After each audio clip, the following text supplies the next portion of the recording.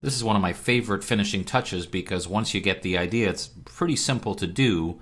It almost seems like I'm going to be kidding when I'm going to suggest you do this, but it really makes a difference. And I'll tell you a quick story about how effective this method can be. I used to work at the National Association of Photoshop Professionals and worked with some top Photoshop experts and instructors. And we were working on a couple of projects jointly, and I did some work on compositing. And some of these experts were like, "Holy smokes, Dave, that's like some of the best hair extraction I've ever seen." And I just smiled and went, "Okay, thanks," and then showed them this trick, and they went, "Oh, what a cool idea." And the idea is this. As we've seen before, one of the hardest things to deal with is hair. And here you can see it's actually done a really nice job. And I've zoomed in closer than I probably need to show you this. But there's still a few places here and there where it doesn't look quite as realistic. And rather than, using my favorite term, obsessing over this, here's what I would do instead. Add a new layer, and I'm going to take my paintbrush, and all I'm going to do is choose a hard brush, and I'm going to make it very small, like 2 pixels, which is really small. And it looks like that. In fact, let me go undo that, and I'm just going to make it 3 pixels, just to help you see a little bit. Now keep in mind, I'm zoomed in a little closer, but you don't have to zoom in too close or else you'll start worrying too much about all the little details. And you could do this with a Wacom pen, but really you don't need to because of the way we're going to do this. So the setting we want to use, I'm going to move our view over here. So I'm going to work over on this side here. And initially I'm painting with black so I can see it more easily.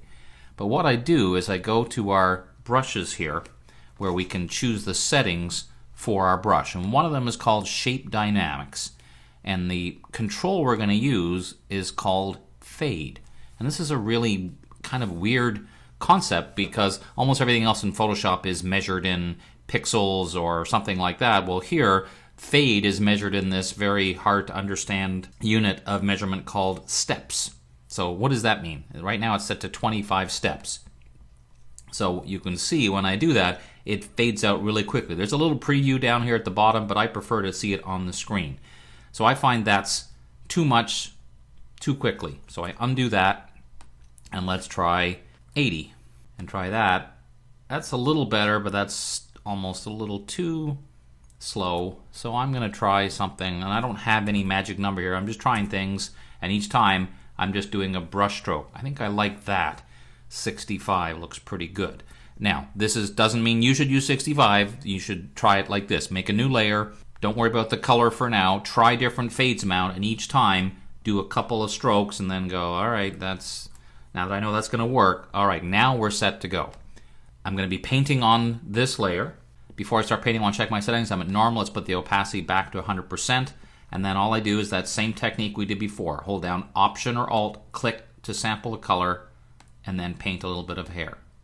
And I'm trying to follow the same basic look. In other words, I wouldn't want to stick a hair out sideways because that would look a little odd. But all I'm doing is just periodically going in here and just adding a few little hairs. Now keep in mind we're zoomed in pretty close. But all I'm doing repeatedly here, sample a color, paint a little bit. You can also follow along hairs that are already there. So if you want to accentuate something that you see, that one wasn't quite so good. I usually like to start inside the hair to make sure I'm getting some kind of overlap. Like in here, let's pick this color and just kind of add on a little bit. Again, I would remind you we're zoomed in pretty close, but when you see this at the actual size, this little finishing touch really makes an amazing difference. So let's go back a little bit. See, all it's doing is kind of fooling your eye a little bit to thinking you've got a better job.